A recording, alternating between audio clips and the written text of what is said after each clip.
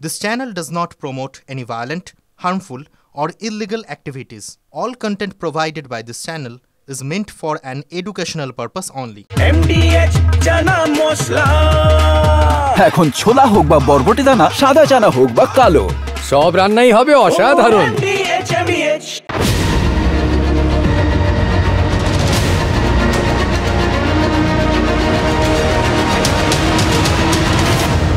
We are homeless. দেখুন, এই আগন্তুক সিনেমায় না সভ্যতার কন্ট্রাডিকশন অর্থাৎ স্ববিরোধিতা বোঝাতে গিয়ে এই কথাটা বলেছিলেন উৎপল দত্ত। আজকে হঠাৎ তার কথা কেন? কারণ আজ উৎপল দত্তর মৃত্যুদিন, তো তাই কথাগুলো মনে পড়ছিল। যদিও তিনি আর সত্যজিৎ রায় আজকে বেঁচে নেই, যদি বেঁচে থাকতেন তাহলে কি হতো সেটা ভাবছিলাম। আমরা তো সবাই ওই আগন্তুকের মতো একটা পরিস্থিতিতেই রয়েছি।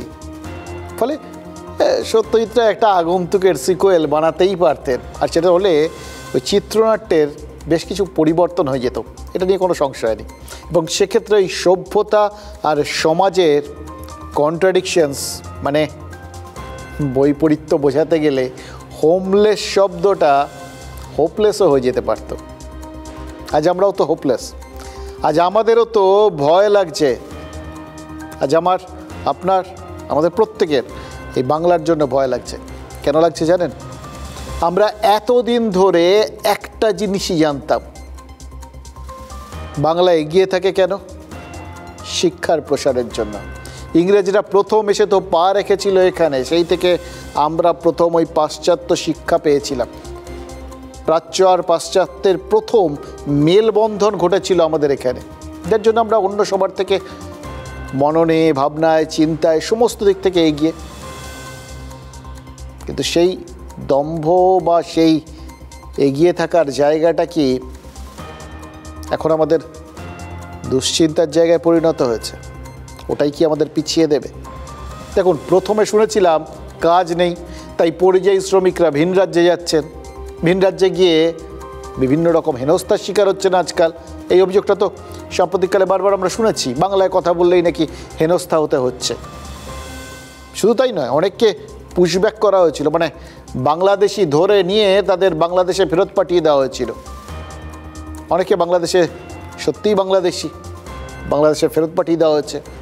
আবার কাউকে কাউকে বাংলাদেশে পাঠানোর পর আবার ফেরতও আনতে হয়েছে, কারণ বাংলাদেশি ভ্রমে ভারতীয়কে পাঠানো হয়েছিল। সুতরাং সব মিলিয়ে একটা হেনস্থার পরিস্থিতি, সব মিলিয়ে একটা অনিশ্চিত পরিস্থিতি, আতঙ্কের পরিস্থিতির সৃষ্টি হয়েছিল এই পরিযায়ীদের জন্য। তখনই তো সরকার বলেছিল যদি ফিরে আসে সরকার পাশে দাঁড়াবে। পাশে দাঁড়ানো মানে কি সেটা বুঝতে পারলাম। পাশে দাঁড়ানোর মানে একদম প্রতিশ্রুতিবদ্ধ হওয়া, সরকারি ঘোষণা। পাশে দাঁড়ানো মানে মাসে মাসে হাতে গরম 5,000 টাকা।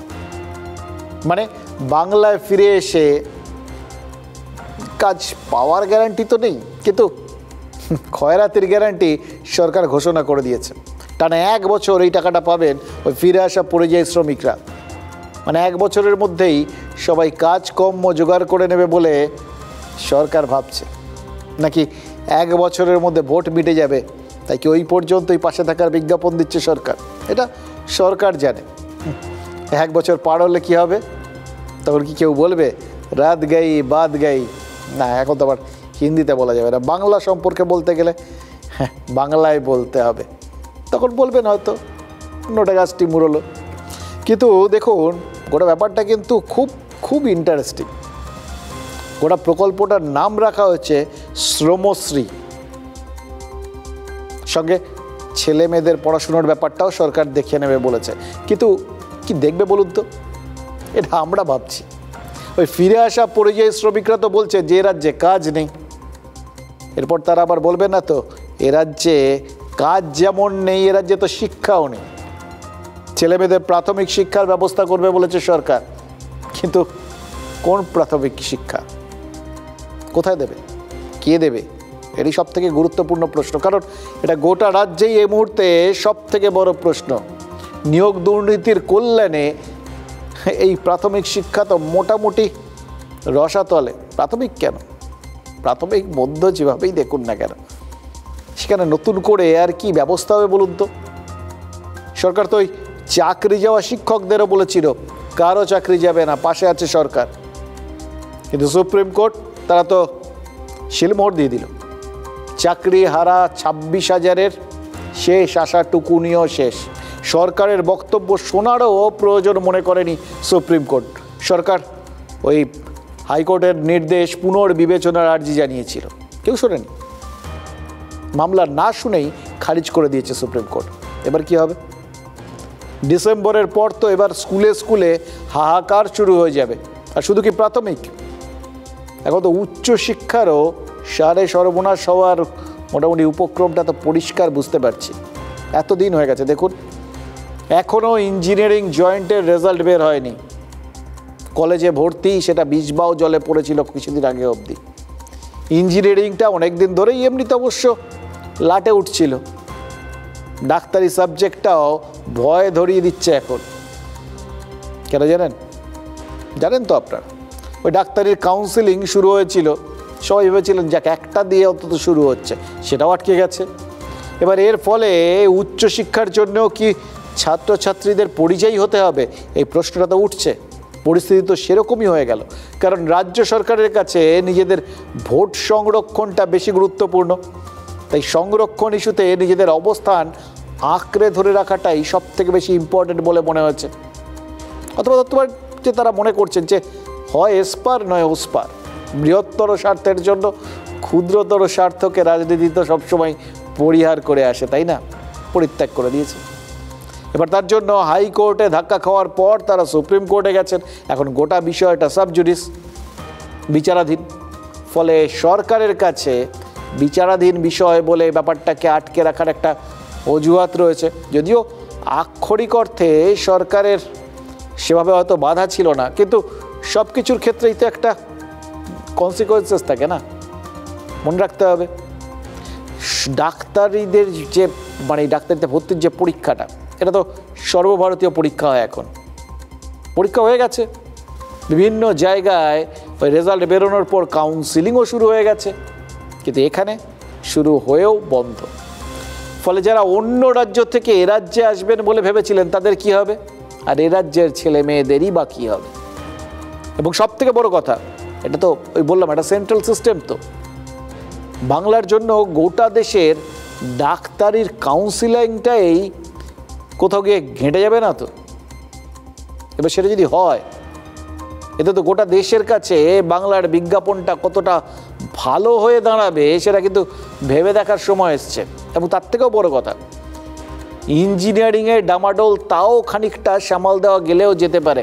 হয়তো ধরে নিলাম আরও কিছুদিন পর হয়তো রাজ্য সরকার ভাবছে যে সুপ্রিম কোর্ট হয়তো এরপরে নির্দেশ দিয়ে দেবে যে ওই যেরকম 17% যেভাবে সংরক্ষণ করার কথা ভেবেছিল রাজ্য সরকার, নতুন নতুন যাদের ওবিসি বলে ধরেছিল, সেই সমস্তগুলো যা করেছিল সরকার, পুরোটাতেই ছাড়পত্র দিয়ে দেবে সুপ্রিম কোর্ট, সেই অনুযায়ী তারা করবেন। কিন্তু ডাক্তারিটা এর মাঝখানে একটু গ্যাপ পড়ে যায় তাহলে কি হবে? এখন অলরেডি দেরি হয়ে গেছে, যে সময় ক্লাস শুরু হয়ে যাওয়ার কথা সে সময় ভর্তিই হয়নি।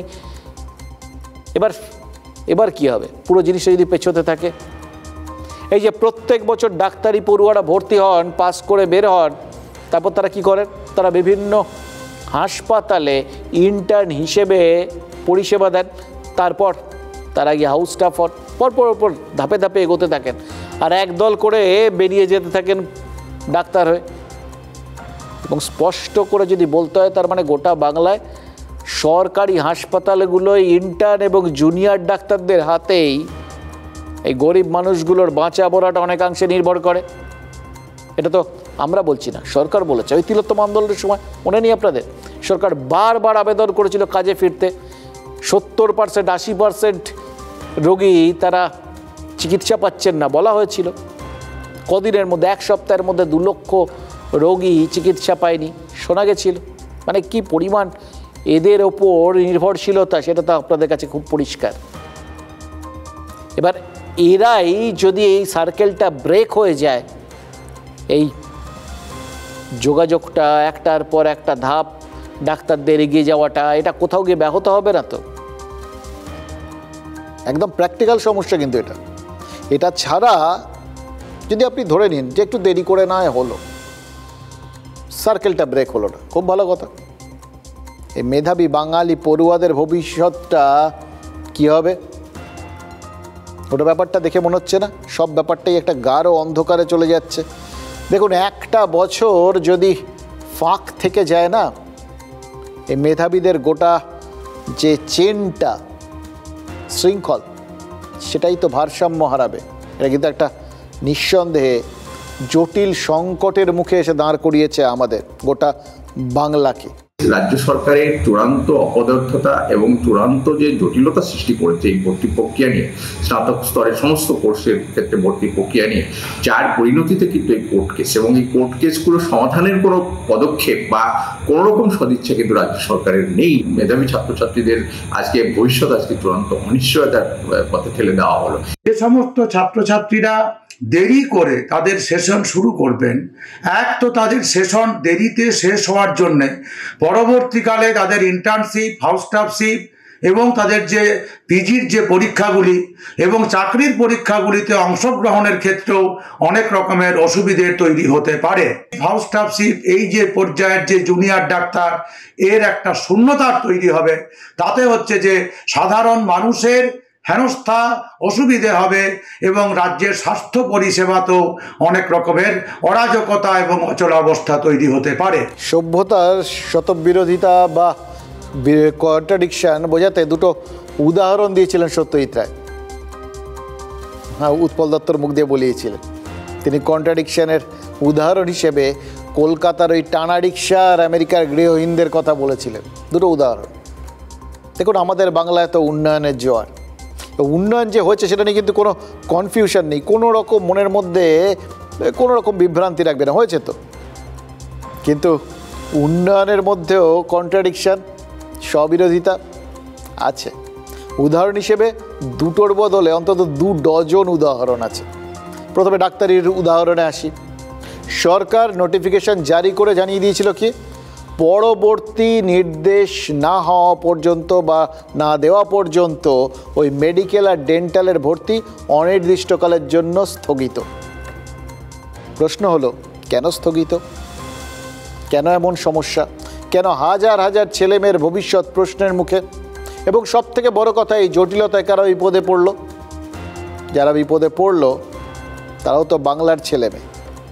চারপাশে যখন বাঙালি অস্মিতা আর বাংলা ভাষার জন্য আন্দোলন চলছে, তখন বাংলার মেধাই তো আক্রান্ত। বাংলার মেধাকে বাঁচানোর কেউ নেই। এটাও তো কন্ট্রাডিকশন, স্ববিরোধিতা। যে পরিস্থিতি তৈরি হয়েছে, এখনও যদি সবাই চুপ করে বসে থাকে, সরকার যদি উদ্যোগী না হয়, তার মানে তো আত্মহত্যা করা। আত্মঘাতী বাঙালি লিখেছিলেন না নীরদ চৌধুরী?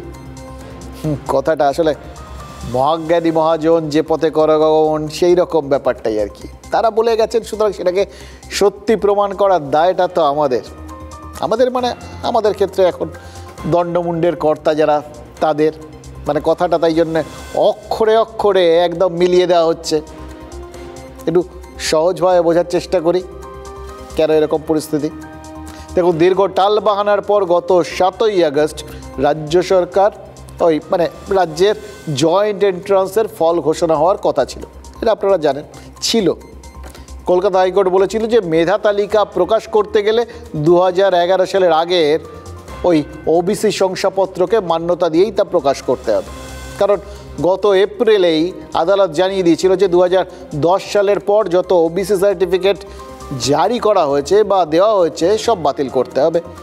এখানেই আসল কথা, আসল খেলা এটা। কোটা ভিত্তিক মেধা তালিকায় ওবিসি সংরক্ষণ নিয়েই তো যাবতীয় জটটা পেকে রয়েছে। ওবিসি সংরক্ষণের নামে রাজনীতি কি অভিযোগ করছে? রাজনীতি আর কি অভিযোগ করবে? রাজনীতি নিজেই সেখানে অভিযুক্ত, সেখান থেকে দুর্নীতির অভিযোগ রয়েছে। তাই হাইকোর্টের ওবিসি নির্দেশের পরেই চ্যালেঞ্জ জানিয়ে সুপ্রিম কোর্টে গেছিল রাজ্য সরকার। হাইকোর্টের নির্দেশে সেখানে স্থগিতাদেশ দেয়, কিন্তু নতুন কোনো নির্দেশও দেওয়া হয়নি। আর একই সঙ্গে শীর্ষ আদালত জানিয়ে দেয় যে হাইকোর্টের নির্দেশ সঠিক সময় কার্যকর করা হয়নি। কেন কার্যকর করা হয়নি? কার্যকর করলে কার স্বার্থে আঘাত লাগতো? অনেক প্রশ্ন, জানেন তো। এবং এত কিছুর পরেও সপ্তাহ দেড়েক আগেই যখন MBBS আর BDS অর্থাৎ ডেন্টালের কাউন্সিলিংয়ের প্রক্রিয়াটা শুরু হয়েছিল, তখন কিন্তু একটা আশার আলো দেখেছিলাম আমরা সবাই। মনে হচ্ছিল একবার যখন শুরু হয়েছে, একটা শুরু হলে সবকটাই হবে। কাউন্সিলিং প্রক্রিয়ার প্রাথমিক পর্যায়ে অর্থাৎ পছন্দের শিক্ষা প্রতিষ্ঠানের নাম দাখিলের কাজটাও তো রোববারের মধ্যে মিটে গেছিল।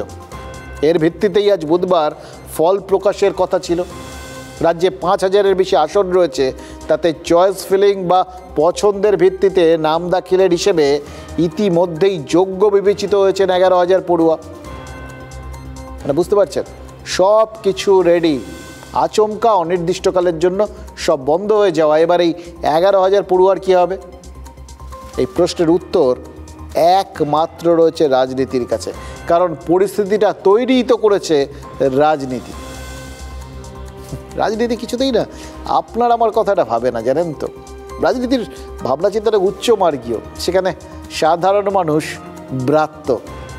তবে পরিস্থিতি যেটাই হোক না কেন, রাজনীতি এ দায়ও নেবে না।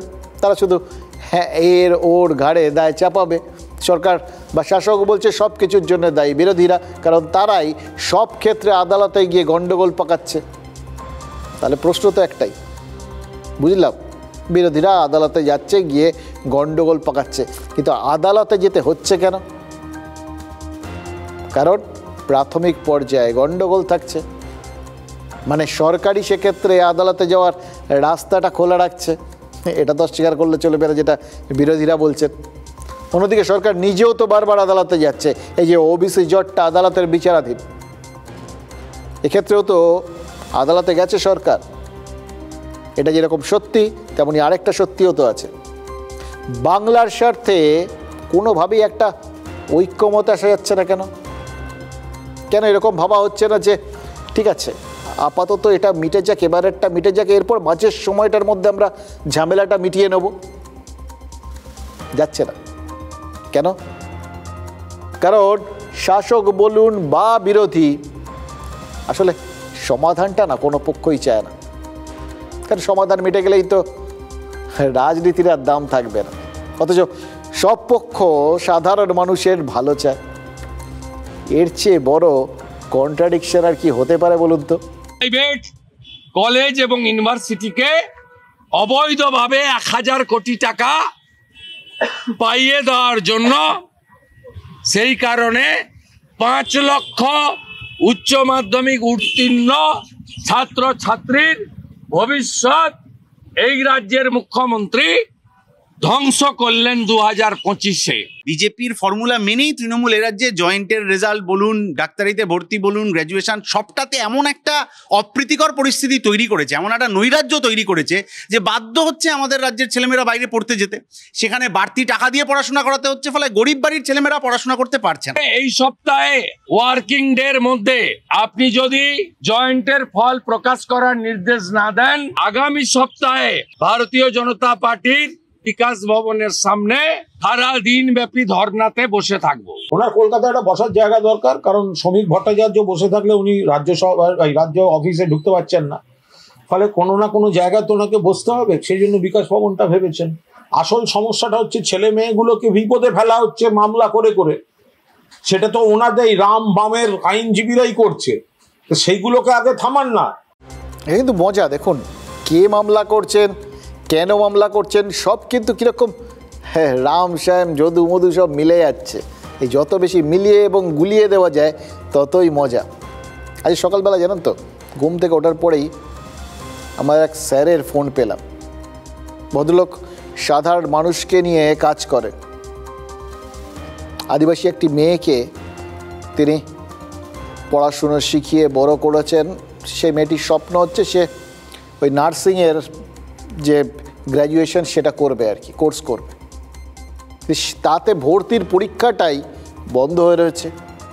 আর উনি নিয়মিত ফোন করে জিজ্ঞেস করেন কিছু হলো, জট খুললো। যত খোঁজ নিই প্রত্যেকবারই শুনি এই যাবতীয় কোটা সংক্রান্ত ঝামেলা যতক্ষণ না মিটছে তার ভর্তির পরীক্ষাটাই হবে না। কারণ যেচে আবার জটিলতা কে ডেকে নিয়ে আসবে। ফলে কত দিকে কত মানুষের স্বপ্ন এই বিভিন্ন ধরনের জটিলতায় আটকে রয়েছে, বুঝতে পারছেন? এবার কে তৈরি করছে এই জটিলতা, শাসক না বিরোধী, এটা তো আপনার আমার কাছে ভেবে কোনো লাভ নেই। আমরা শুধু একটা জিনিসই জানি, রাজনীতি তৈরি করছে। রাজনীতির কাছে আপনার আমার স্বপ্নের কোনো দাম নেই, জানেন তো। এই ডাক্তারি ইঞ্জিনিয়ারিংয়ে জটিলতা, বলবেন তো যে কত মানুষ, কজন ডাক্তার হবেন, কজন ইঞ্জিনিয়ার হবে?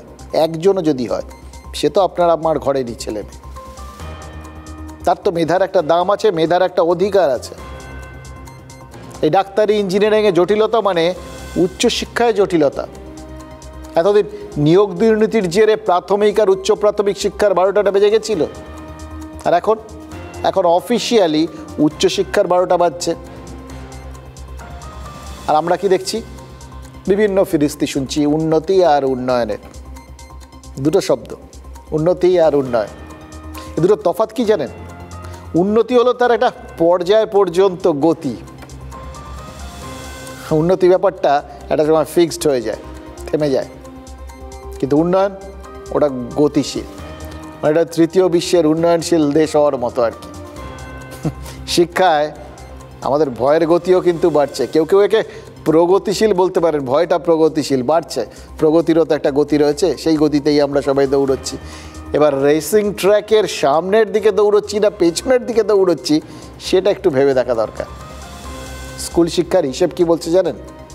শেষ অর্থবর্ষ মানে এই 2023-24-এ ড্রপ আউট 17% বেশি, স্কুল ছেড়ে দিয়েছে 17%। প্রাথমিকের হিসেব বলছে 1005 স্কুলে গড়ে একজন করে শিক্ষক এসে দাঁড়িয়েছে। স্যারও নেই, পড়ুয়াও নেই, সুতরাং শিক্ষাও নেই। এইটাই হচ্ছে লাস্ট কথা।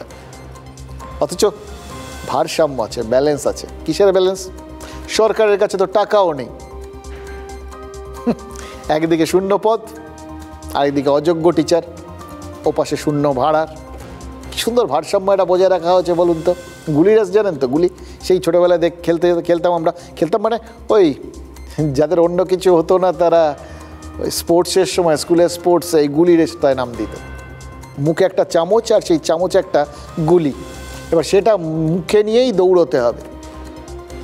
দৌড়ের গতি বাড়লে গুলি পড়ে যাবে, আবার গুলিটাকে ঠিক রাখতে গেলে গতি কমাতে হবে। ভারসাম্য। এই পাশ করা মেধাবী ছেলে মেয়েদেরও না ওই গুলি রেসে নামিয়ে দেওয়া হয়েছে। কারণ বাস্তব হলো এই গুলি রেস অলিম্পিক্সে নেই, এটা ওই পাড়ার স্কুলেই সীমাবদ্ধ। দেখুন, বাঙালির মেধা এর ফলে হয় আটকে যাবে, নয় রেসিং ট্র্যাকে দৌড়তে দৌড়তে পরিযায়ী হবে। এছাড়া আর কোনো তৃতীয় বিকল্প চোখে পড়ছে না। 7 তারিখ ডব্লিউবিজেই রেজাল্ট বেরোনোর কথা ছিল, কিন্তু এখনও বেরোয়নি। তাই এই মুহূর্তে আমি নিটের জন্যই প্রস্তুতি নিচ্ছি মূলত, যেহেতু অনিশ্চয়তা আছে। ভেবেছিলাম আর কি যে যাদবপুরটাতে যদি পাই তাহলে যাব আর কি। আর পরীক্ষাটাও ভালোই হয়েছিল। এখন এরপরে যেই মেন থেকে আমি শিবপুরটা আপাতত পেয়েছি, তো তাই ওটাতেই এখন যাব ভাবছি। ওবিসি যে কাস্ট নিয়ে এত ঝামেলা চলছে, সেই জন্য যে ডাব্লিউবিজি রেজাল্ট এতটা পিছিয়ে যাবে, সেটার জন্য যথেষ্ট অবসাদগ্রস্ত। সবাই খুব চিন্তিত রয়েছি যে কি হবে। এত ভালো রেজাল্ট করেও এখনো কোথাও ভর্তি হতে পারছি। এই আমাদের এক্সামের পর থেকে এই যে 4-5 মাস আমরা বসে আছি, এরকম ভাবে যদি চলতে থাকে তাহলে প্রত্যেকটা স্টুডেন্টেরই, এমনকি আমারও আশঙ্কা যে আমরা যাতে ড্রপ আউট না হয়ে যাই। এত কষ্ট করার পরে মানে ভীষণই কষ্ট করে পড়াশোনা করছে, বাড়ির তো দেখছেনই প্রতিকূল পরিস্থিতি, কষ্ট হয়, ভীষণই কষ্ট করেছে আমার মেয়ে। এই চোখের জলটা মুছবে কি করে? এর দামটা কে দেবে?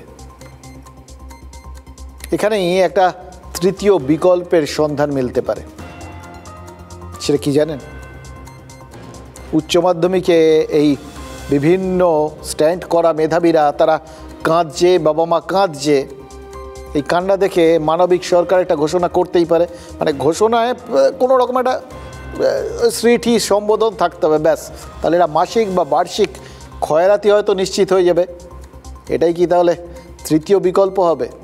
সাম্প্রতিককালে তো এটাই দেখেছি, খয়রাতি নাও, সমস্যা মেটাও, কোনো চিন্তা নেই। আপাতত এইভাবেই তো এই পরিযায়ী শ্রমিকদের চিন্তা দূর হয়ে গেছে। সরকার শ্রমশ্রী ঘোষণা করে দিয়েছে, এটা ধারণা আর কি। সমস্যা বাস্তব ছবিটা দেখলেই বুঝতে পারবেন। দেখুন, দুটো বাস্তব বিষয়কে উপেক্ষা করার কোনো উপায় নেই। এক, এই পরিযায়ী শ্রমিকদের একটা অংশ ভিন রাজ্যে হেনস্থার মুখে পড়েছেন, এটা বাস্তব। আর দুই, তারা বাংলায় ফিরে এলে সরকার পাশে থাকছে, এটাও বাস্তব। 5,000 টাকা ঘোষণা হয়ে গেছে তো সরকারের, এটা কিন্তু একটা পজিটিভ জেস্চার, অত্যন্ত ইতিবাচক পদক্ষেপ, এড়াতে পারবেন না।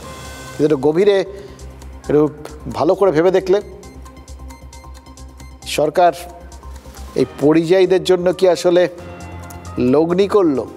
ওই ইংরেজিতে যাকে কোট অ্যান্ড কোট ইনভেস্টমেন্ট বলে। কেন বলছি মন দিয়ে বুঝুন। দেখুন, সরকারি চিকিৎসা ব্যবস্থায় অসুখ হলে রোগীরা কোথায় যান? হয় ওপরওয়ালার পায়ের কাছে, আর নয় বেসরকারি চিকিৎসার শরণাপন্ন হন। শিক্ষার ক্ষেত্রেও ব্যাপারটা সেরকম, হয় সরকারি ব্যবস্থায় আটকে থাকুন, যবে যা হবে হবে, আর নয় ড্রপ আউট হয়ে যান। আর সেটাতে যদি না হয় তাহলে বেসরকারিতে গিয়ে ভর্তি হন। ওখানেও সমস্ত কোটা ফোটার চক্কর নেই, ওখানে অন্য কিছু দেখা হয় না, ফেলো করি মাখো শিক্ষা, এই তো। কেউ কেউ বলেন, অভিযোগ তোলেন বিরোধীরা, সরকার এটাই চাইছে। এটা বিরোধীদের কাজ, বিরোধিতা করা। আমরা বাস্তব পরিস্থিতিটা দেখছি। ঠিক একইভাবে পরিযায়ী শ্রমিকদেরও কি বলা হচ্ছে, হয় এখানে এই 5,000 নাও, এখানে থাকো, অথবা ভিন রাজ্যে যাও। এবার শ্রমিকরা কেন ভিন রাজ্যে যাচ্ছেন? দুটো কারণ। এক, বাংলায় সবার জন্য কাজ নেই, এটা বাস্তব। আর দুই, একজন শ্রমিক ভিন রাজ্যে যে মজুরি পান বাংলায় সেটা পাওয়া সম্ভব নয়, এটাও বাস্তব। সেই জন্যই তো শ্রমিকরা পরিযায়ী। এবার তাদের সরকার বাংলায় ফিরে আসার অফার দিলে তার মধ্যে একটা লোকজনের কৌতূহল জাগবে, কেন অফার দিচ্ছেন? দেখুন, সরকারি মতে পরিযায়ী শ্রমিকদের সংখ্যা 22,40,000-এর মতো। সরকার বলছে 1000-10 ফিরে এসছে, ধরে নিচ্ছি আরও ফিরবেন। কিন্তু ফিরে আসা মানেই সরকারের ডবল ঝামেলা। এক, মাসে 5,000 টাকা করে প্রতিশ্রুতি দেওয়া হয়েছে, সেটা দিতে হবে। আর দুই, এরা চাকরি চাই, কাজ চাই করবেন, সেই ঝামেলা সহ্য করতে হবে। এই ঝামেলাটার সম্ভাবনাটাকে কেন সরকার মাথায় নিচ্ছে? ধরুন, এই যে 22 লক্ষ পরিযায়ী শ্রমিক রয়েছেন, এর মধ্যে ধরে নিলাম যে 1/4 5 লাখ এরা ফিরে এলেন। এবার প্রত্যেকের পরিবারে কজন করে আছেন? গড়ে 4 জন। যদি 4 জন করেই ধরেন, কম করে ধরলাম, তাহলে সংখ্যাটা 20 লাখে পৌঁছে গেল। যারা সরকারের ডাকে সাড়া দেবেন তারা তো সরকারের ঘরে ভোটও দেবেন। এবার 20 লক্ষ পরিযায়ী ভোটের ইনভেস্টমেন্টটা তাহলে কোথায় গিয়ে দাঁড়াচ্ছে, কোথায় গিয়ে প্রতিফলিত হচ্ছে সেটা বোঝা গেল। তবে এখন পর্যন্ত যা বোঝা যাচ্ছে তাতে 5,000 টাকায় সহজে চিড়ে ভিজছে না ভিজুক। 4 ভাগের 1 ভাগ পরিযায়ী মানেই তো 20 লক্ষ ভোটের টার্গেটটা একদম সুনিশ্চিত, টার্গেট অ্যাচিভ। এবার সরকার অঙ্ক কষাই করছে, এবার বুঝতে পারছেন, এমন একটা অঙ্ক যেটা মিললেও লাভ, না মিললেও কোনো ক্ষতি নেই। অন্তত বাংলা ভাষা আন্দোলনে পাশে থাকাটা তো প্রচার হয়ে যাচ্ছে। এর জন্য মাসে ওই পার হেড 5,000-এর ইনভেস্টমেন্ট, এটার এমন কি বেশি। আরো যদি একটু বেশি করে করতো খুবই ভালো হতো। কারিগরদের খুবই অবস্থা খারাপ, 5,000 টাকায় কি করে সংসার চলবে? এখানে তো কিছুই কাজ নাই, কাজও সেরকম পাচ্ছি না, আর অন্য চাষবাস আমরা করতে পারছি না। খবরে আপাতত শুনলাম, তো শোনার পরে এখন পাবো নি তার কোনো তো এখন সুযোগ সুবিধা আছে কিনা, দিবে কিনা, এখন তো কোনো আপাতত নেই। ওয়েস্ট বেঙ্গলে তো কিছু নেই, তাই জন্যই আমার দিকে বাইরে কাজে যেতে হচ্ছে। ঠিক আছে, যদি আমাদের এখানে কোনো একটা কর্মসংস্থান যদি হয় তাহলে খুবই আরো খুশি হতাম। 5,000 টাকায় চলবে না। দেখুন, পরিযায়ী শ্রমিক নিয়ে বাংলার রাজনীতির সমীকরণটা না হয় স্পষ্ট হলো। বোঝা গেল যে আপাতত 1 বছর শ্রমশ্রী প্রকল্পের টাকায় তাদের বড় অংশকে রাজ্যেই আটকে রাখতে চাইছে সরকার। কিন্তু সব বন্দোবস্ত সত্ত্বেও তো কিছু বেফাস কথা সরকারকে একটু হলেও সমস্যায় ফেলছে। এই যেরকম রাজ্যে ফেরা মালদার শ্রমিক আমির শেখ, এর গল্পটা তো আরও গুরুত্বপূর্ণ। রাজস্থান থেকে একে বাংলাদেশে পাঠিয়ে দেওয়া হয়েছিল, কোনে রকমে অনেক কষ্ট করে তাকে ফের দেশে ফেরানো হয়েছে। ওই পরিযায়ী শ্রমিক কি বলছেন জানেন? সাফ বলছেন এই 5,000 টাকায় কিচ্ছু হবে না, 3 বেলা খাবার জোটাতে হবে, তো তার জন্য ভিন রাজ্যে যেতেই হবে। ভেবে দেখুন, ভিন রাজ্য থেকে বাংলাদেশে পুশব্যাক করে দেওয়া হয়েছিল, ভিন রাজ্যে গিয়ে হেনস্থার এরকম শিকার, এত বড় একটা আতঙ্কের মধ্যে দিয়ে গেছেন, তারপরেও ফের ভিন রাজ্যেই ফিরে যেতে চাইছেন ওই পরিযায়ী শ্রমিক। ভয় থাকলেও তিনি পরিস্থিতির চাপে বাধ্য, এটাই এই পরিযায়ী শ্রমিকদের বাস্তব। দেখুন, তৃণমূল নেতাদের ঘেরাটোপের মধ্যে বসেই তো একথা স্পষ্ট জানিয়ে দিয়েছেন ওই বাংলাদেশ ফেরত পরিযায়ী শ্রমিক। বাংলাদেশ থেকে আমির শেখকে কে ফিরিয়েছে? এখন তৃণমূল কংগ্রেস আর কংগ্রেসের মধ্যে এটা নিয়ে প্রবল টানাপোড়েন চলছে। বাংলাদেশ থেকে ফিরিয়ে আনা সব কৃতিত্ব দাবি করে তৃণমূল আমিরকে প্রকাশ্যে সম্বর্ধনাও দিয়েছে। আর সেই মঞ্চে দাঁড়িয়ে এই রাজ্যের পরিস্থিতি নিয়ে হাঁটে হাঁড়ি ভেঙে দিয়েছেন আমির, কিন্তু এটাই বাস্তব। পেটের জন্য তো কোথায় না কোথায় কাজে না গেলে কিভাবে খাবো বলেন? কাজ তো নাই, যেতে বাধ্য তোমরা, যেতে বাধ্য। বেফাঁস কিছু যাতে না বলেন তার জন্য শিখিয়ে পড়িয়ে দিয়েছিলেন তৃণমূল নেতারা। শাসক নেতাদের ঘেরাটোপে সত্যিটা বলেই ফেললেন পুশব্যাকের পর দেশে ফেরা পরিযায়ী শ্রমিক। সবার সামনেই বললেন, রাজ্যের 5,000 টাকায় সংসার চলে কি করে? কাজের জন্য আবার তাকে পরিযায়ী হতে হবে। সরকার বলছে 5,000 টাকা করে, তাতে কি চলবে নাকি চাকরির দরকার? চলবে না, চাকরি দরকার। আমি চাই একটা আমার ভালোর জন্য কোনো কাজ ধরো, চাই আমার সংসারও চলে। তার নাম আমির, তবে অবস্থা ফকিরের মতো। কালিয়াচকের জালালপুরের এই বাসিন্দার টানাটানির সংসার।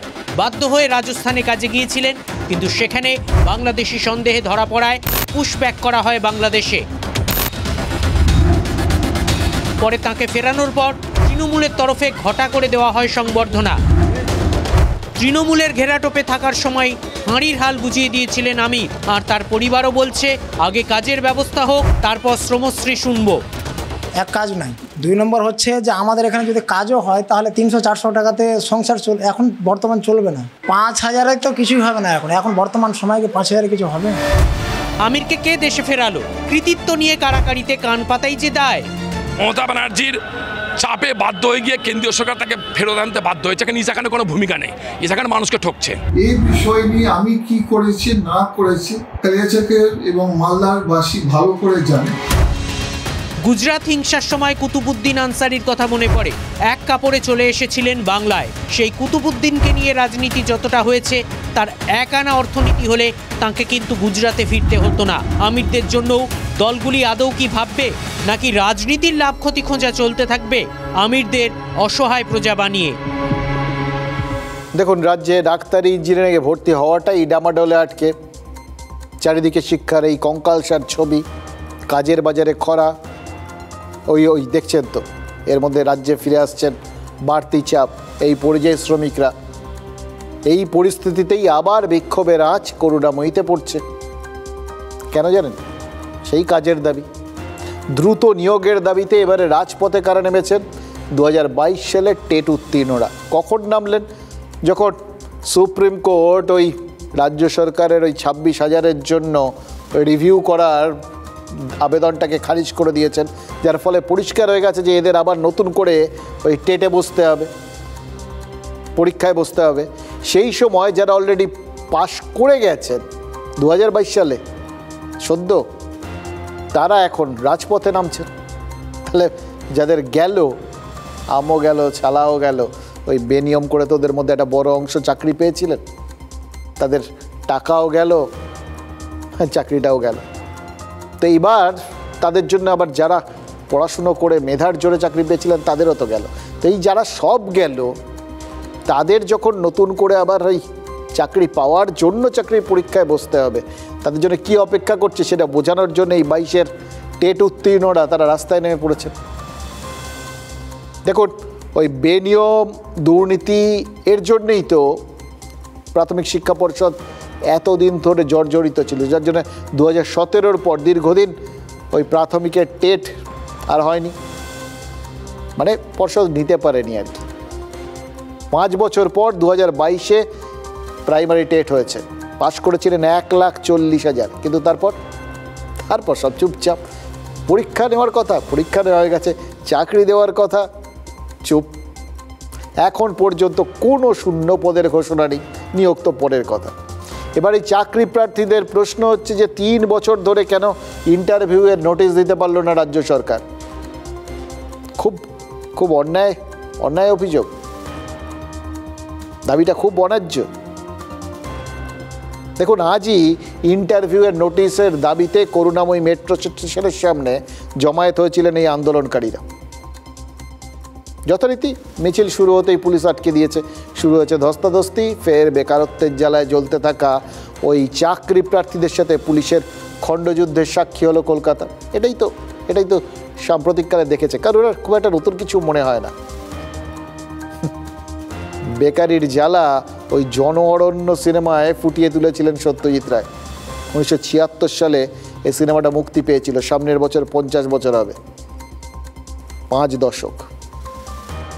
5টা দশক চলে গেল, কিন্তু বেকারের জ্বালা সেটা কি আদৌ বদলালো, কমলো? ভোটের পর ভোট হয়, বিধানসভা ভোট হয়, লোকসভা ভোট হয়, সরকার বদলায়, লাভের লাভ কিচ্ছু হয় না। আজ সে কথাই আরও একবার রাস্তায় নেমে দেখিয়ে দিলেন এই প্রাথমিকের চাকরি প্রার্থীরা।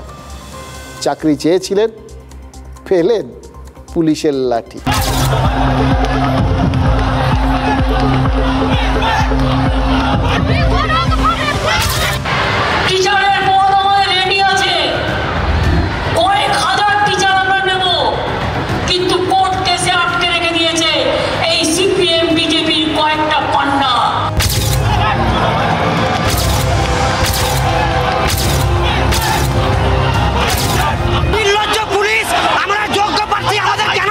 আমাদের কবে ইন্টারভিউ নোটিফিকেশন হবে সেটা জানতে এসেছিলাম।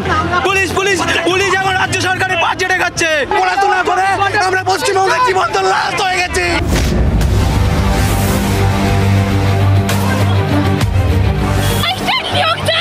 প্রায় 1 লক্ষের মতো টিচার রিক্রুট হবে, বিভিন্ন দপ্তরে 5 লক্ষ ছেলে মেয়েকে নেওয়া হবে। মুখ্যমন্ত্রী বলেছে 1 লক্ষ শূন্যপদে শিক্ষক নিয়োগ হবে, আজও নাই। শিক্ষামন্ত্রী আমরা পদত্যাগ চাইছি। স্যার, আমরা কিচ্ছু চাই না, আমাদের নোটিফিকেশনটা যাতে অবিলম্বে দেওয়া হয়, 50,000 শূন্যপদে যাতে ভ্যাকান্সি পূর্ণ করা হয়, সরকারের কাছে কাতর আর্জি জানাচ্ছি।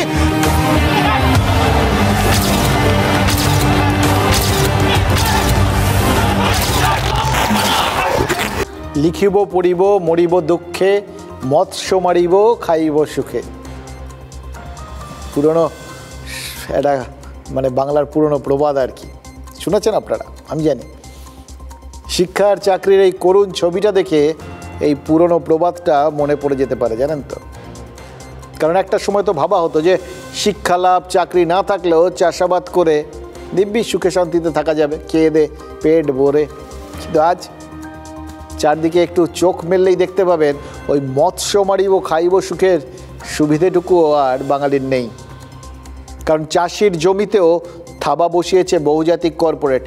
সত্যি কথা বলতে কি, তাদের থাবা বসাতে হয়নি, তাদের থাবাটাকে এখন আহ্বান করছে চাষি বাধ্যতামূলকভাবে। বাধ্য হচ্ছে নিজেদের জমি ওই কর্পোরেটদের নামে করে দেওয়ার জন্য। কীভাবে কর্পোরেটদের নামে করছে? জমি তাদের থাকছে, কিন্তু পদ্ধতিটা এটা বাংলা 300 বছর আগে দেখে ফেলেছিল। আপনারা পড়েছেন ইতিহাস বইতে। বাংলার উর্বর কৃষি জমিতে নীল চাষ করাতে যে পদ্ধতি নিয়েছিল ইংরেজ নীলকররা, সেই দাদন প্রথা। অর্থাৎ চাষের অঙ্গীকারে চুক্তিতে আগেই চাষিকে দিয়ে সই করিয়ে নেওয়া। একই কায়দায় গ্রাম বাংলায় এখন শুরু হয়ে গেছে চুক্তি চাষ। আমরা কয়েক বছর আগেও দেখেছি, গ্রাম বাংলায় গেলে আপনি দেখতেন যে শহরে যে দামে আপনি জিনিসপত্র শাকসবজি পাচ্ছেন, গ্রাম বাংলায় তার থেকে কম দামে পাচ্ছেন। তারপর এখন যদি আপনি একটুখানি মোটামুটি ভেতরেও যান, ইদানিংকালে দেখবেন দাম প্রায় সমান, কারণ এখন বিভিন্ন রকম প্রসেস শুরু হয়ে গেছে, যোগাযোগ ব্যবস্থা ভালো হয়েছে, তারপর মাঝখানে হাড়কাঠিরা ঢুকে পড়ে সব কিনে নিয়ে যাচ্ছে ফোরেরা, ফলে ওখানে আর মাল পড়ে নেই, সেগুলো চলে আসছে শহরে, ফলে ওখানেও যে দাম এখানেও সেই দাম। এবার এর বাইরে আরেকটা জিনিস পড়ে থাকছে, যাদের এ সমস্ত হচ্ছে না তারা তো কোনো দামই পাচ্ছেন না, আর যাদের হাড়কাঠিকে বিক্রি করতে হচ্ছে তারা তো ওখানে ন্যূনতম দাম পাচ্ছে, সংসার চলছে না। একই জিনিস আলুর ক্ষেত্রেও হয়েছিল, জানেন তো, আলু চাষের সহায়ক মূল্যের নিশ্চয়তা নেই, আর এই জায়গাতেই মানে চাষ করছেন, ফসল ফলছে, আলু ফলছে, সেটা ওই হাড়কাঠি ফোরেরা নিয়ে যাচ্ছে খুব কম পয়সায়, চাষও করছেন, পেটও ভরছে না, ধার নিয়েছেন, সেই ধারের সুদ বাড়ছে, একটা অস্বস্তিকর পরিস্থিতি। আর এই সুযোগে ঢুকে পড়ছে বিভিন্ন বহুজাতিক সংস্থা, সাধারণ চাষে লোকসানের সম্ভাবনা এড়াতে সেই সব বহুজাতিকের কাছেই চুক্তিবদ্ধ হয়ে যাচ্ছেন চাষিরা। অ্যাটলিস্ট একটা নির্দিষ্ট অঙ্কের টাকা তো পাবেন, একটা দাম তো পাবেন, খেয়ে পড়ে তো বাঁচতে পারবেন। চাষ করা মানে নিজেকে ওই ফাঁসির দড়ির দিকে এগিয়ে দেওয়া তো হবে না। এই সংখ্যাটা কিন্তু দিনকে দিন বেড়ে চলেছে। গত বছর যত চাষি ওই বহুজাতিকের সঙ্গে চুক্তিবদ্ধ ছিল, এবছর তার থেকে অনেক বেশি চাষি ওই বহুজাতিকের এজেন্টের কাছে নাম লিখিয়েছে। বেড়ে গেছে চুক্তি চাষের আওতায় যাওয়া ওই জমির পরিমাণও। চুক্তি চাষ চাষিদের আপাতত লোকসানের হাত থেকে বাঁচাচ্ছে, কিন্তু কাল নিজেদের জমিতে ইচ্ছে মতো চাষের অধিকারটাই তো চাষির হাত থেকে চলে যাবে ও বহুজাতিকের হাতে। তারা বলে দেবে কি চাষ করতে হবে। আপনি ততক্ষণে ওই ফাঁসের মধ্যে পড়ে গেছেন। বহুজাতিক সংস্থা আপনার জমিতে কি চাষ হবে সেটা ঠিক করে দেবে। চাষির ইচ্ছে, স্থানীয় বাজারের চাহিদা কিচ্ছু মেটানোর দায় তাদের থাকবে না। তারা দেখবে তাদের যেটা প্রয়োজন সেটা হচ্ছে কিনা। ফলে বাজারে সবজি কমবে, বাজারে আপনার আমার পছন্দের জিনিসপত্র কমবে, আর যেটুকুনি পাওয়া যাবে তার দাম লাফিয়ে লাফিয়ে বেড়ে যাবে। রাসায়নিক সার, বীজ, কীটনাশক সবেতেই কালোবাজারি, ফলে লাফিয়ে বাড়ছে চাষের উৎপাদন খরচও। তাতে গাঁটের করি খরচ করে চাষ করেও কিন্তু লাভের মুখ দেখার কোনো নিশ্চয়তা নেই। এই পরিস্থিতিতেই এখন বহুজাতিক সংস্থার চুক্তি চাষের দিকে ঝুঁকছেন কৃষকরা। জ্যোতি আলু কোনো দাম নির্ধারিত নাই, দাম বাঁধা নাই, যেটা হবে মাঠে সেটাই আমাদেরকে দিত। ওইটা যদি দাম বাঁধা থাকতো তাহলে কিন্তু এই কোম্পানি আলুটা করতো না। যেহেতু সরকার যদি একটা করতো, দাম একটা যদি করতো, তাহলে জ্যোতির দিকেই লোক ঝাঁপতো। আমরা পরপর লস খেয়ে যাচ্ছি, এক আলুর দাম নাই, টোরে রেখেও দাম পাচ্ছি না, চাষ মাঠেতেও দাম পাচ্ছি না, তার জন্য আমরা পেপসির দিকে যাচ্ছি। পেপসিকোর মতো বহুজাতিকের এজেন্টদের কাছে চুক্তি করতে লাইন দিচ্ছেন গোঘাট এলাকার চাষিরা। না, চাষিদের আগ্রহ তো ভালোই। আমি যখন ব্যবসা শুরু করেছিলাম, আমি বীজ নিয়েছিলাম 150 বস্তা, সেখানে আমার আজকে এবছর তো 1500 বস্তা বীজের আলুর চাষ হবে। চাষিরা বলছেন বহুজাতিক সংস্থার হয়ে চুক্তিতে আলু চাষ করে তাঁরা লাভবান হচ্ছেন। উৎপাদিত ফসল থেকে লাভ পেতে এখন তারা সেই পথেই হাঁটছেন। ফলে গ্রাম বাংলায় আরও বেশি করে জমি চলে যাচ্ছে চুক্তি চাষের কবলে। চাষে যাবতীয় যে সার, ওষুধ, বীজ সব কিছু কিন্তু ধারে দেয়া হয়, কোম্পানি পুরোটাই বহন করে। যেটা ধার থাকে, কোম্পানি ধার দেয়, সেটা এখন থেকে কেটে নেয়, তো এই একটা বাড়তি সুবিধা পাই। তো সেই জায়গায় ওই জন্যই চুক্তিভিত্তিকে চলে যাচ্ছে। আস্তে আস্তে ওই যে লিজ প্রথা, চুক্তি প্রথা, এইটাই আগামী দিনে মানে স্ট্যান্ড করবে। যদি কৃষকরা রুখতে পারে ভালো, নাহলে সবটাই চলে যাবে কর্পোরেটদের হাতে, জমিও চলে যাবে, কৃষকও বন্দী হয়ে যাবে। চুক্তিতে আলু চাষে ঝুঁকছেন চাষিরা, ফলে আরও কমে যাচ্ছে জ্যোতি আলুর উৎপাদন। কোপ পড়ছে চন্দ্রমুখী আলুর চাষেও। এই সব আলুই এখন আমাদের বাজারের রোজকার চাহিদা মেটায়। এবারে সেই সব জমি বহুজাতিক সংস্থার হাতে চলে যাওয়ায় বাজারে আলুর দাম লাফিয়ে বাড়বে। ফলে প্রশ্নের মুখে পড়ে যেতে পারে খাদ্য সুরক্ষাও। আগে কিছু না পেলে ওই আলু সেদ্ধ ভাত খাওয়া হবে এটাও ভাবা হতো, সেদিন শেষ হতে চললো আর কি, বুঝতে পারছি। দেখুন, বহুজাতিক সংস্থার ফসল ফলি যদি চাষির বাঁধা রোজগার হয় তাহলে আপত্তি কোথায়, এটা ভাবতেই তো পারেন। সত্যিই তো আপত্তি করার কোনো জায়গা নেই। কিন্তু ভেবে দেখুন তো, রাজ্যের সব চাষি যদি একটা সময় এই বহুজাতিক সংস্থার সাথে চুক্তিবদ্ধ হন তাহলে রাজ্যের সব চাষি তো বেতনভুক কর্মচারী হয়ে যাবে, শ্রমিক হয়ে যাবে। জমির কাগজ কার নামে রইল তাতে কিচ্ছু এসে যায় না। এবং সবথেকে বড় কথা, তখন এই বহুজাতিকই আসল সরকার হয়ে যাবে। ভোটের প্রয়োজন নেই, মাসে 1000-এর লক্ষ্মীর ভাণ্ডারে ভোট আসছে তো, বহুজাতিক তখন চাষিকে বিঘা প্রতি 25,000 টাকার মুনাফা দেবে। 1000, 25,000। সেই বহুজাতিক যাকে ভোট দিতে বলবে চাষির পরিবার তাকেই ভোট দেবে। চাষি হিন্দু না মুসলিম কিচ্ছু এসে যাবে না, কোনো ওই ধর্মের রাজনীতি কিচ্ছু চলবে না, কারণ সবাই তখন ওই বহুজাতিকের চুক্তিবদ্ধ শ্রমিক। ভোটের ওপর নির্বাচনী রাজনীতি আর নির্বাচিত সরকারই তখন একটা প্রহসন হয়ে যাবে, শুধু রাজ্য সরকার নয়, কেন্দ্রের সরকারও।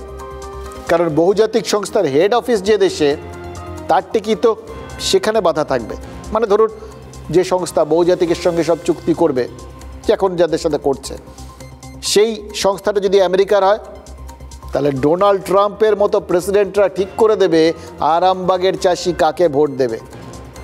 অবিশ্বাস্য লাগছে তো, ভাবুন, এখন অবিশ্বাস্য ভাবুন, আসুন, এটা হতে পারে। বিশ্বাস হচ্ছে না তো, বাংলাদেশের দিকে তাকা।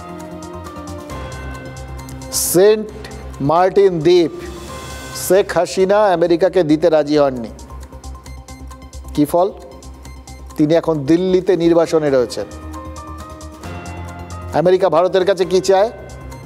আমেরিকার ভুট্টো, সয়াবিন, আপেল, তুলো, আমন্ড, ইথানল, এই সমস্ত জিনিসপত্রের জন্য ভারত দরজাটা হাট খোলা করে দিক। শুধু তাই নয়, জেনেটিক্যালি মডিফাইড ভুট্টা, মানে উচ্চ ফলনশীল তারা বীজ যেগুলো তৈরি করেছে, যে বীজের ফসল আপনার শরীরে ক্যান্সার করবে না কি করবে কেউ জানে না, যেগুলো নিয়ে সংশয় আছে, অথচ তাদের পরীক্ষাগার হিসেবে তারা এদেশটাকে ব্যবহার করতে চায়। সেই জন্য ওই জেনেটিক্যালি মডিফাইড ভুট্টা, সয়া, ক্যানোলা, তুলো, বেগুন,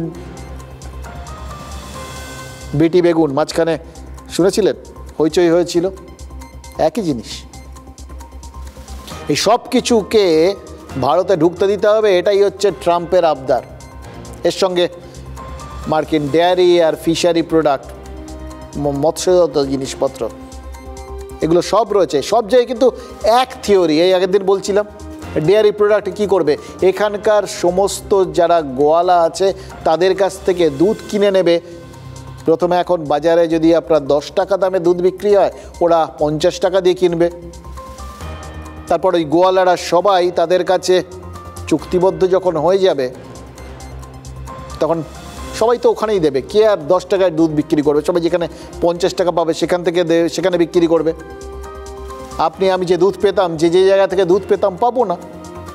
আমাদের তখন ওই মার্কিন সংস্থার থেকেই 100 টাকা দরে দুধ কিনতে হবে। এটাই হচ্ছে বাজারি অর্থনীতি, যেটা আমেরিকা আমাদের এখানে চাপাতে চায়। এবং এর বিরোধিতা কে করছে জানেন? মনে মনে হয়তো সব রাজনৈতিক দলই করছে, এবং তার জন্য বামেরা, সবাই ভাববেন তো যে বামেরা লাফিয়ে পড়েছে এই সমস্ত ক্ষেত্রে, ওই পুঁজিবাদীদের বিরুদ্ধে বামেদের একটা সেন্টিমেন্ট আছে আর কি। প্রধানমন্ত্রী নরেন্দ্র মোদী লালকেল্লার পাঁচিল থেকে ওই স্বাধীনতা দিবসের ভাষণে বলেছেন যে তিনি চাষি, পশুপালকদের আর মৎস্যজীবীদের জন্য দেওয়াল হয়ে দাঁড়িয়ে রয়েছেন। কেন বললেন? নরেন্দ্র মোদী তো কোনো কথা কারণ ছাড়া বলেন না। ট্রাম্পের সঙ্গে শুল্ক যুদ্ধে দুবার তিনি চাষির স্বার্থ রক্ষার কথা বলেছেন। তার এই কৃষক বন্ধু অবস্থান, এটা কি শুধু ওই ট্রাম্পের বিরুদ্ধে ঢাল? এটা কি শুধুই চাষিদের বোঝানো তিনি কতটা স্বদেশী, দেশের জন্য কতটা ভাবেন, ওই ভোট ব্যাংকে নিশ্চিত করা? নাকি নিজের ভবিষ্যৎটা নিশ্চিত করা, রাজনীতির ভবিষ্যৎটা নিশ্চিত করা। আর এটা করতে গিয়ে নিজের এই ঢালটা আসলে কংগ্রেসের বিরুদ্ধে তরোয়াল নয় কি?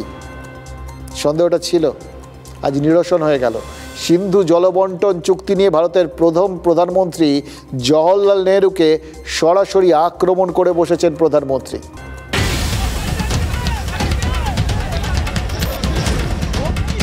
দু 2021-এর কৃষক বিদ্রোহ পৌঁছে গিয়েছিল লালকেল্লায়। প্রজাতন্ত্র দিবসে দিল্লিতে দাপিয়ে বেরিয়েছিলেন বিদ্রোহী কৃষকদের একাংশ।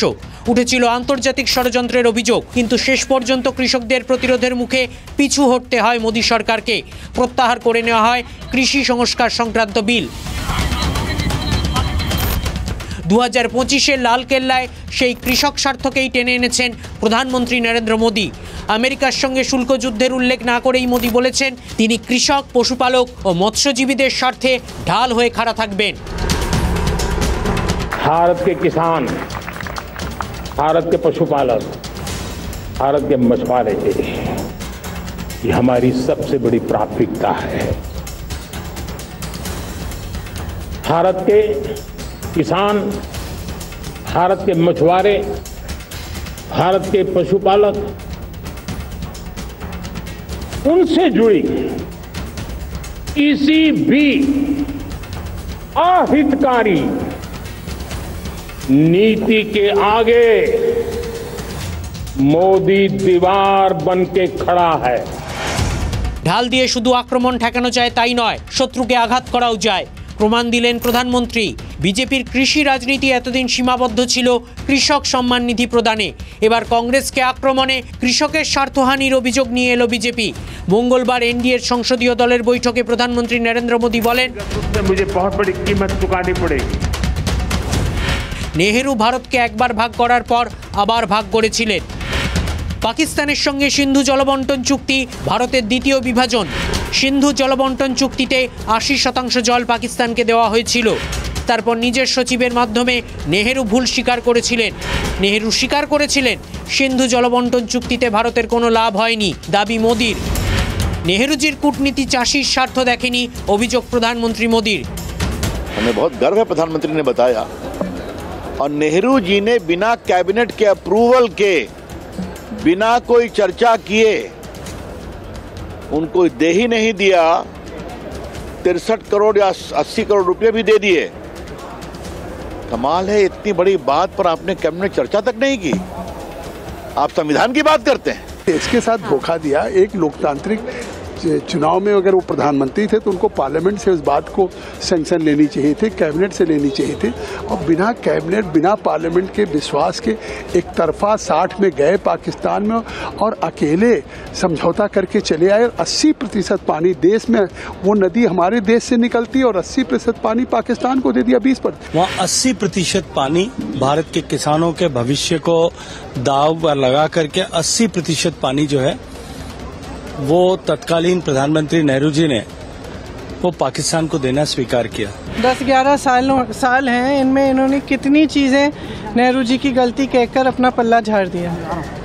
ठीक है, कुछ चीज़ें उनकी जो जिम्मेदारियां हैं उनको निभानी चाहिए और अतीत के बारे में बात करना बंद करना चाहिए। তবে কি রাহুল গান্ধীর জাতের রাজনীতির জবাবে চাষির স্বার্থ রক্ষাই হবে বিজেপির হাতিয়ার, নাকি ইন্ডিয়া ঐক্যের রণনীতি ঘেঁটে দিতে একটা নতুন বিতর্কের জন্ম দিলেন প্রধানমন্ত্রী? ভারতের উর্বর মাটিতে শুধু সোনার ফসল ফলে না, ভোটের ফসলও ফলে। খেয়াল করে দেখুন, 2014 থেকে 2024 টানা 10 বছর চাষির স্বার্থ রক্ষার দাবি করে গেছেন রাহুল গান্ধী। চাষির আন্দোলনে বিজেপি বেকায়দায় পড়েছিল, মনে আছে আপনাদের? প্রিয়াঙ্কা গান্ধী বললেন না, বর্তমানে থাকতে বর্তমানটা মাথায় রেখেই অতীতে গেছেন প্রধানমন্ত্রী। এটা হচ্ছে পরিষ্কার। অবশ্য বিজেপি যখন চাষিদের নিয়ে গণ্ডগোলে পড়েছিল, অস্বস্তিতে পড়েছিল, কংগ্রেস যে তার বিরাট সুফল তুলতে পেরেছে এমনও নয়। আর এবার তো রাজস্থানের কৃষকদের দুরবস্থার জন্য নেহেরুকেই পরিষ্কার দায়ী করে দিলেন প্রধানমন্ত্রী নরেন্দ্র মোদী, মানে সরাসরি কংগ্রেসকে দায়ী করলেন। তবে চাষের জমিতে যে ভোটের ফসল ফলে শুধু এরকম কিন্তু না, আরও অনেক দিক আছে। রাজনীতিক এক তীরে অনেক পাখি মারে। কূটনীতির ফসলও তো ওই চাষের জমিতে ফলে। ফলছে তো।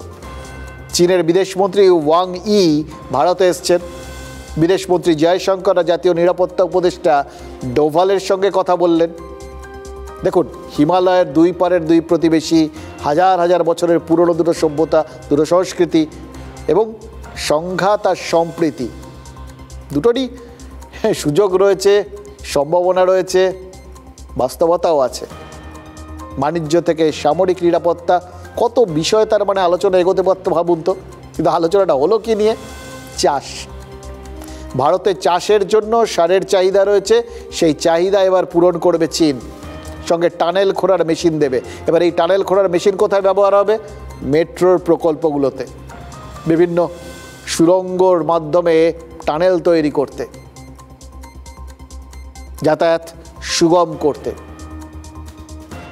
আর রেয়ার আর্থ, যুদ্ধ বিমান থেকে ল্যাপটপ, মোবাইল সব কিছুতে লাগে। এবার খেয়াল করে দেখুন, চীন পাকিস্তানকে কি দিয়েছে? যুদ্ধ বিমান দিয়েছে, অপারেশন সিঁদুরে গোয়েন্দা তথ্য দিয়েছে, ভারতের সামরিক ঘাঁটি নিয়ে স্যাটেলাইট তথ্য দিয়েছে, সদ্য সাবমেরিন দিয়েছে। আর ভারতকে কি দিচ্ছে? আগামী দিনের প্রযুক্তি, নাগরিক চাহিদা পূরণের জিনিসগুলো এবং প্রতিরক্ষার ক্ষেত্রে স্বনির্ভর হওয়ার কিছু সহায়তা। এগুলো সবই তো কাজে লাগবে। দেখুন, পাকিস্তানের দ্বারা ওই সমস্ত জিনিসপত্র হবে না, ভস্যে ঘিরালার কোনো মানে হয় না, ওরা চাইবেও না, তাই দেয়নি। যেটা এখানে দিলে সুবিধে, সেটা কি? শত্রুর শত্রু আমার বন্ধু। এই মুহূর্তে আমেরিকা চীনের শত্রু তো বটেই, ভারতকেও চাপতে শুরু করেছে এই শুল্ক টুল্ক বাড়িয়ে। এখন ভারত যে জায়গায় উঠে আসছে, চীনের জন্যও সেটা চীন খুশি মনে করে কিছুই করছে না। একটা তুল্যমূল্য হিসেব করে তারা নিশ্চয়ই দেখেছে যে এই পরিস্থিতিতে শুধু তো ব্যবসা বাণিজ্য না, তার সাথে একটা সামরিক, নিজেদের সার্বভৌমত্ব, এরকম অনেকগুলো বিষয় আছে। বিশ্বটা তো অনেক বড়। ওই আমেরিকাকে বাদ দিয়ে যদি নিজেদের মধ্যে ভাগাভাগি করে নেওয়া হয়, তাহলে হয়তো পার্সেন্টেজের হিসেবে চীন দেখেছে নিজের লাভই আছে, না হিসেব করে ভারতকে সব কিছু দিচ্ছে না। এবার দেখুন, আমেরিকার দাদাগিরির পরিবেশে চীন ভারতকে তার মানে সহযোগী হিসেবে দেখতে চায়। এটা বুঝিয়েছে শুধু না, পরিষ্কার করে দিয়েছে চীনের বিদেশমন্ত্রী। বিশাল বড় বিবৃতি। কিন্তু এর জন্য ট্রাম্প আবার নোবেল দাবি করে বসবেন না তো? ভাবছেন তো এটা আবার কি হলো? হওয়ার সম্ভাবনা আছে তো। কি দেখুন, ট্রাম্প ভারত আর পাকিস্তানের মধ্যে যুদ্ধ থামিয়েছেন বলে বারবার দাবি করছেন, তার জন্য তিনি নোবেল পাওয়ার যোগ্য এটা দাবি করছেন। এবার তো তিনি এটাও দাবি করতে পারেন যে তিনি ওরকম শুল্ক টুল্ক চাপিয়েছিলেন, মানে এরকম একটা বিটকেল ধরনের শুল্ক নীতি তৈরি করেছেন, তাই জন্যই তো ভারত আর চীন কাছাকাছি এগিয়ে এসছে। লাদাখ, অরুণাচলের প্রকৃত নিয়ন্ত্রণ রেখা অতিক্রম করে দিল্লি বেজিংয়ের দিকে তাকাচ্ছে, বেজিং দিল্লির দিকে তাকাচ্ছে। সরাসরি বিমান যোগাযোগ শুরু হচ্ছে, মোদি চীনে যাচ্ছেন। দুটো যুযুধান পরমাণু মহাশক্তি ছিল, শুধু সামরিক ক্ষেত্রে নয়, সীমান্তে নয়, অর্থনীতিতে একজন পৃথিবীর দ্বিতীয় আর একজন চতুর্থ বৃহত্তম অর্থনীতি, দুটোই প্রবল গতিতে এগোচ্ছে। বিশ্বের সব থেকে জনবহুল দুটো দেশ। তার মানে ভাবুন, এমন শুল্ক নীতি চাপালেন ট্রাম্প যে তাদের মধ্যে সংঘাত থেমে গেল। এর থেকে বড় কৃতিত্ব হতে পারে? এর থেকে বড় একটা শান্তি স্থাপনের একটা উদ্যোগ আর কিছু হতে পারে? এর জন্য যদি ট্রাম্প নোবেল দাবি না করেন, আর কবে করবেন বলুন তো? আচ্ছা, ট্রাম্প কি আরও একটা সুযোগ পেয়ে যাবেন যুদ্ধ থামানোর? আরেকটা যুদ্ধের পরিস্থিতি কিন্তু তৈরি হয়েছে এটা দেশের মধ্যে, রাজনৈতিক যুদ্ধ। আজ এনডিএ প্রার্থী উপরাষ্ট্রপতি পদে, আমাদের উপরাষ্ট্রপতি পদে কিন্তু নির্বাচন হচ্ছে, মানে লড়াইটা হবে, ভোটাভুটি হবে। এনডিএ প্রার্থী সিপি রাধাকৃষ্ণনের বিরুদ্ধে বিচারপতি সুদর্শন রেড্ডিকেও প্রার্থী করে দিয়েছে সম্মিলিত বিরোধীরা।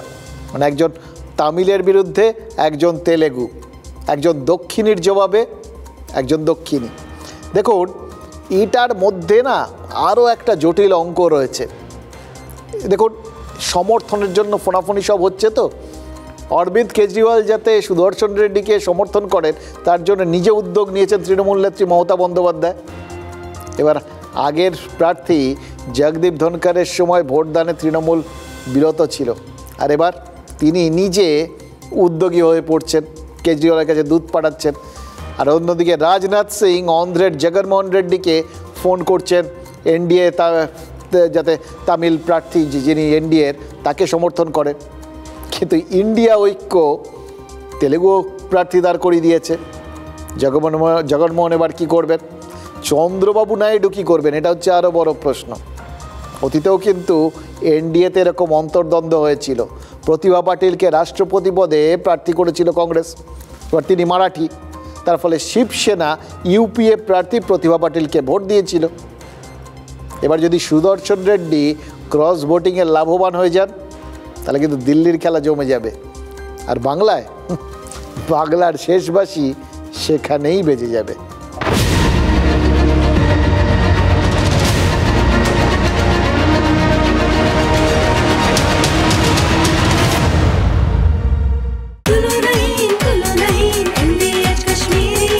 আরে কম দে কিন্তু খাঁটি দে। MDH কাশ্মীরি লাল লঙ্কার গুঁড়ো। MDH